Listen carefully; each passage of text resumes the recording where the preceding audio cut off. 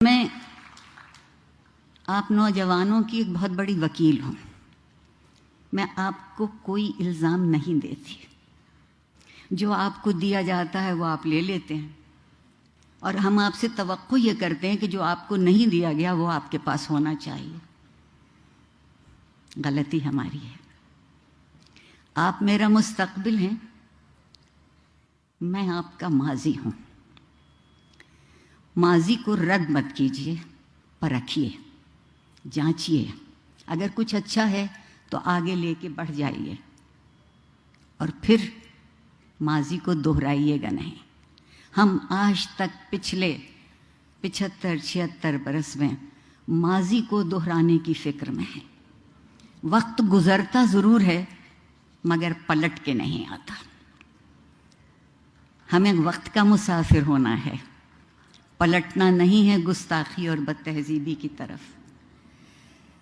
اور ایک بہت لطف کی صورتحال اس وقت موجود ہے کہ بزوم خود جو خود کو بڑا پرہیزگار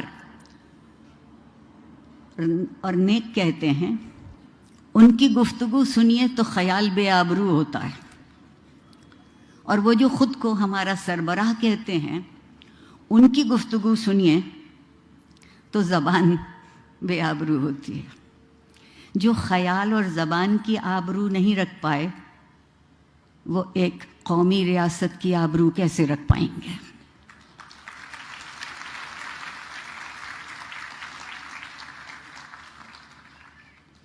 وقت اور زمانے کا فاصلہ نہیں ہوتا۔ فاصلہ اس وقت ہے جب ہم ایک دوسرے کے قریب آ کے درد مند ہونا شروع نہیں کرتے، اور درد مندی کس بات کا نام ہے کہ ہم زندگی کی اور زندہ رہنے والوں کی قدر کر سکیں، احترام کر سکیں۔ ہمارے ہاں احترام کا مطلب یہ ہوا ہے کہ گویا ہم خود نیچے ہو رہے ہیں۔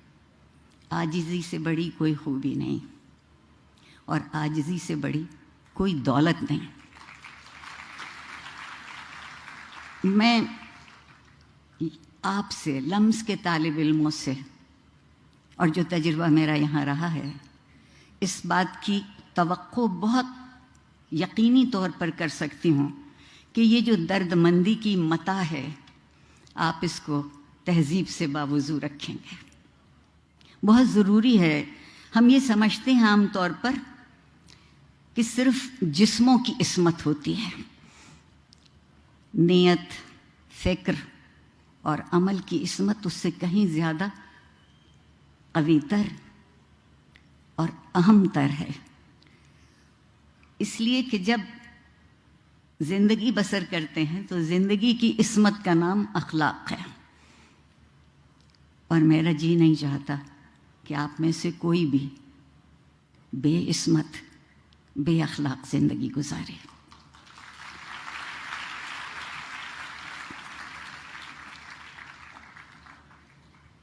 جس معاشرے میں تعلیم اخلاقی قدروں کو پس پشت کرنے کے لیے استعمال کی جاتی ہو، میں صرف لمس کی بات نہیں کر رہی، دراصل جو سرکاری ادارے ہیں ان کا مرثیہ پڑھنے کو جی چاہتا ہے، اور اگر اس سے بھی زیادہ کہہ سکوں تو ماتم کرنے کو جی چاہتا ہے کہ ایک خبط الحواس قسم کی نسل ہمارے سامنے لا کے کھڑی کر رہے ہیں، جس سے پیسے تو بے حد وصول کرتے ہیں۔ ماں باپ کی زندگیاں ان پیسوں کی خاطر نچوڑی جاتی ہیں، اور اس کے بدلے میں انہیں کیا ملتا ہے؟ تعلیم کا کام یہ ہے، درسگاہ کی خوبی یہ ہے کہ وہ کھلی آنکھوں سے خواب دیکھنا سکھائے۔ جو کھلی آنکھوں سے خواب نہیں دیکھتے، میرے خیال میں ان کو تعبیر بھی کبھی نہیں ملے گی۔ کبھی معاشرے کی خوبی یہ تھی کہ وہاں قانون کی علمداری ہو اور اخلاق کا قانون بنے، اخلاق کی رعایتیں ہوں، لیکن زوراوری کے ماحول میں قانون صرف جنگل کا رہ جاتا ہے۔ میرے اور آپ کے لیے کوئی جنگلی کا قانون بقول زہرا نگاہ کے سامنے لے آئے تو بڑی بات ہے۔ اور جب کبھی بھی کوئی کوئی بھی اپنے آپ کو حرف آخر سمجھنے لگتا ہے تو تعلیم، علم، تہذیب اور اخلاق وہیں مر جاتے ہیں۔ ہم میں سے کوئی حرف آخر نہیں ہے، ہم میں سے ہر کوئی ایک حرف ہے جو دوسرے سے مل کے لفظ بن سکتا ہے۔ آپ لوگ تبدیل کرنا چاہتے ہیں نا، آج کل بہت تبدیلی کا ذکر ہے، اور اگر ہم اس انتظار میں رہے کہ زمانہ بدلے گا، سب بدلیں گے، تو ہم بھی بدل جائیں گے۔ میرا خیال یہ ہے کہ بجائے غم اور غصے کے نڈھال ہونے کے، میں بہت وقت آپ کا نہیں لوں گی، ایک شعر آپ کو سنا کے آپ کے صبر کی اور آپ کی توجہ کی اور آپ کی عنایت کا شکریہ ادا کر کے چلی جاؤں گی۔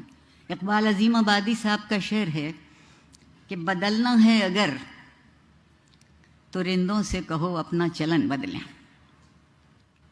فقط ساقی بدل جانے سے میں خانہ نہ بدلے گا۔